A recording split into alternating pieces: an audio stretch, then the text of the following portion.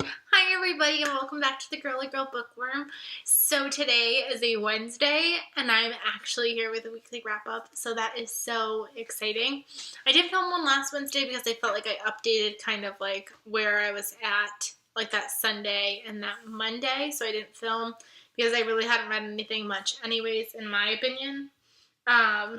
Maybe I did, but I just felt like I needed to like get some more in my pile. So I have 7 things to share with you. And so let's just get started.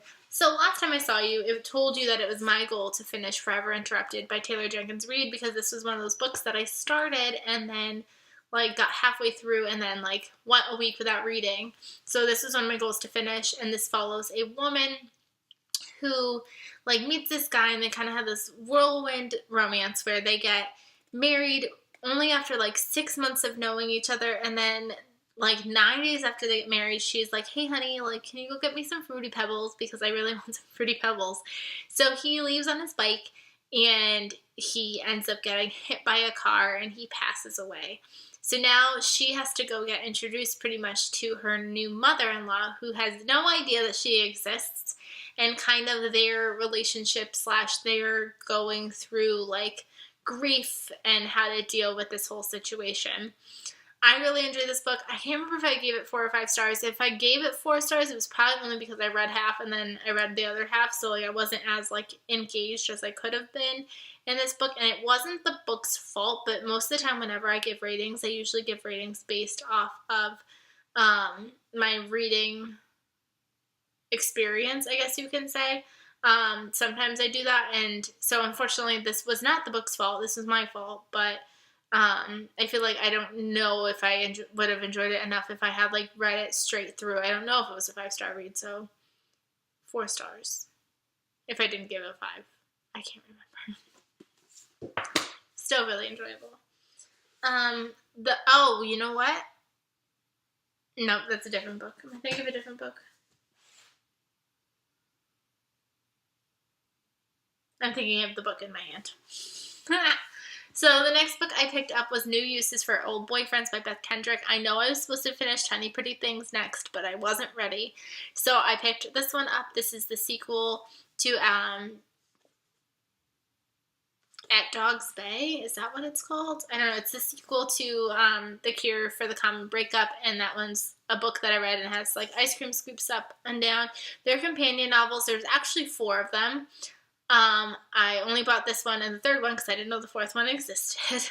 But they're all like companion novels, and it all revolves around this like town, which is like kind of known as like the where you go if you need to like get a pick me up because you're single now. Because it's just like it's supposed to be like the cure to like your depression of your breakup. This follows a woman who is coming back home to this town. This is actually her hometown originally. Her and her husband just got a divorce, so she's coming back to live with her mother for a little bit and get her mother like on her feet, because her father has passed away. So they're kind of working together to kind of get through both of their very different losses. And so she comes back to her hometown. She sees friends that she hasn't seen in a really long time. She sees her old high school flame. She sees another guy that she kind of had a relation. She like went on a date with, but she doesn't remember the date. But she also meets all the other people on in this town. And so like the characters from the first book make their presence known. And I felt like it was really good. There's something in here that like gets discovered and changes both her and her mother's lives for like it shakes it up a lot. And to me, her mother was really, really annoying in how she was dealing with things. And I just wanted to shake her because she seemed kind of like bipolar. Like she was really in it one minute and really not the next. And I was just like, oh my god. And even when she was like out of it, I was like, you need to be involved, you need to like do this, like are you nuts? And then so I didn't enjoy this one as much as I enjoyed the first book. The first book I gave 5 stars. This one I only gave 4 stars too, but I still really enjoyed it. I feel like they're just simple, easy reads that really have a place in girls' lives, I guess. Yeah. After that, I finally was ready, so I finished, so I started that book one day, and then I finished it the next morning, and then that night, because Patrick had jury duty from Tuesday to Tuesday. Monday was a half day, and then Tuesday was a full day. So that's the full day is when I finished that one, and then I chose to finish this one. Don't ask me to say the authors' names because I can never pronounce them. But I finally finished this book. This is the first book in a duology. The second book is Shiny Broken Pieces. And I enjoyed this book, but I felt like it was a bit long. This was one of those books that I started and I read half of, and then I didn't read for a whole week, and then I wasn't ready, so then I read a different book and I didn't finish that one. So this went like 2 weeks without being finished. And I just felt like when I was trying to finish it, I was like, this book is so long. It's over 400 pages. There's a sequel. This doesn't need to be this long. And like, I understand why, because it went through 2 seasons of ballerinas. If you didn't know, this follows a bunch of ballerinas at a ballerina school, both male and female. And ballerinas are mean. That's basically the moral of the story. And it follows like 2 seasons. Like, it follows the season of the Nutcracker, and it follows the season of Giselle, and like they're like trying out and they're practicing, and all leading up to both shows, and crazy stuff goes down, and I enjoyed it. But I think because I put so much like time between, and I was sick when I first started it and things like that, so I feel like this is again another experience rating. I couldn't give it the 5 stars because I was like in such weird experiences, and then also because it was like super duper long. So I'm interested to see where the next book goes, but I think I need a break from this world for just a little bit. And then Patrick had a football meeting. So we've been trying to we try to make the best out of our April break. So we were like constantly moving, which is why not a whole ton of reading went down. But Wednesday night he had a football meeting, and I was like, perfect. He's going to be gone for a couple hours talking to parents about their kids playing football. I'm going to read. So I picked 2 of the shortest books on my bookshelf, and I read them. So I read Adore by Doris Lessing. Really short. This was like 70 pages, and I got this off of Book Outlet. And if you saw my Book Outlet haul, you saw me rant about how annoyed I was with the fact that this was 70 pages. And when I read it, I was also really annoyed. I gave it 1 star. This follows these women, and they fall in love for the opposite's son. And I felt like it could have been good, as much as that's so taboo, but the writing style in the very beginning was so confusing. There was a lot of like extraneous details that I was like, I feel like I don't need this. This is a 70-page book. Give me all the other information instead. They just threw out character names in the beginning, and I couldn't tell who was like connected to who. I didn't know who was the mother. I didn't know who the father was. And they started it from like an outsider's perspective. So it was like someone looking in and they're like, oh, how nice, they're out with their grandmas. And it was like actually not kind of the case. It was like very like weird, and it starts off with somebody kind of figuring out their situation, and so then it rewinds and then goes up to Back to the Future, but I felt like it was so unended. It just was so rushed, and there was no detail, and it just made no sense. I didn't understand these love connections. There just wasn't enough time in 70 pages. So this was just not worth it. And then after I read that, I read The Family Affair by Debbie Macomber, and this is 100 pages, I think. I think it was 100 exactly, if I remember right. But it follows this. I got this at the Dollar Tree, so because it was Debbie and it was cute, so I had to get it. And it follows this girl, and she kind of has this neighbor who's bothering her.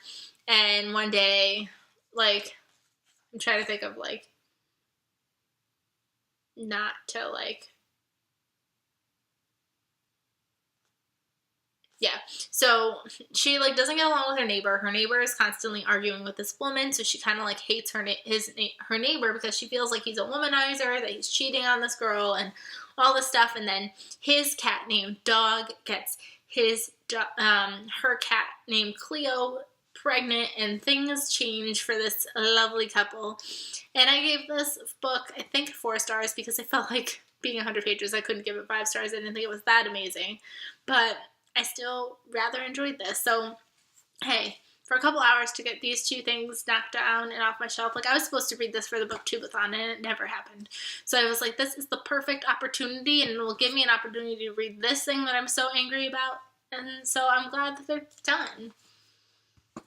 Which I'm probably unhauling this, just FYI. Then after that, I read The Wedding Chapel by Rachel Hawk. If you've been following me on Goodreads, you know that I've been like reading this from January because I started the audiobook when we tried to go to the gym. Granted, we went to the gym that one day and never went back. So like I got like a chapter and a half in and then I just never read it and then I bought it. So finally decided to read it. This is the first book in I think it's a duology as of right now. I don't think there's any more books coming out. But To the Wedding, and book 2 is The Wedding Shop, which I got in exchange for an honest review from the Fiction Guild. So I read book 2, so I had to read book 1. I love Rachel Hawk because she also wrote The Wedding Dress, which is also a phenomenal book. This book I didn't have as great of an experience with. I gave it 4 stars. I still really enjoyed it. It just didn't hit me as engaging as like the other ones in the past have been. Again, as most Rachel Hawk books, they follow 2 different sets of characters and usually it kind of goes back and forth from past to present, but for the most part this stayed in the present with few flashbacks to the past. This follows a man who made a chapel for his love of his life when he was younger, but she turns him down and he kind of has stayed single ever since. Sorry, Patrick's calling me. He's stayed single ever since, so this chapel has just kind of stayed there, and so it follows him, it follows the love of his life, and then it also follows a woman named Taylor who is also from this town, and her husband, who, another whirlwind romance, barely knew each other, but they knew each other from high school, they re-met, barely dated, and then got back together, and they got married really fast, and so they've been kind of living with some difficulty there, and how these stories come together, and I kind of predicted a lot of the things that went down at the end, which I think is why it wasn't as enjoyable for me. So, still really good, 4 stars. I'm giving this, I'm not giving this, I don't know why I just said that. I don't know where I was going with that, but I really enjoyed this. I still love all of her books, and I'm really excited to continue on reading her. I know what I was going to say. This is very, like, Christian fiction as well as my next book that I'm going to be talking about, and that is Fools Rush In by Janice Thompson. This is another Christian fiction romance that I started on Sunday because I was like, it's Easter, but I want to, like, read something more for my break, so I quickly grabbed this. I finished it last night. This is the Weddings by Bella series, which I also just found out there's a 4th book that's only a novella. That confuses me. But this is like the prequel series to Weddings by Design, and Weddings by Design is one of my favorite series, so I had to read the prequel series that came first. And this follows Bella, and they live in Galveston, Texas, and this is obviously she and her family come from a very Italian family, and she has just recently taken over her family's wedding business while they are going to continue running the restaurant business. So this is her first big wedding, and things happen, and obviously there's a love interest, and it was so excited to finally see how they met because I've obviously read their love story kind of in the Weddings by Design, so it was so nice to see how they met and how their chemistry has started to bloom, and I'm really excited to get to book 2, so this one was really good too. I don't remember, I just rated this one last night, but I think I gave this one 4 stars too because I didn't really love it as much as I love Weddings by Design so far, but I have a feeling I'm going to still love this series so much. So those are all the books that I have to talk to you about today. I have no idea what I'm going to pick up next. So I hope you guys enjoyed, and I will see you guys really soon. Bye, everybody.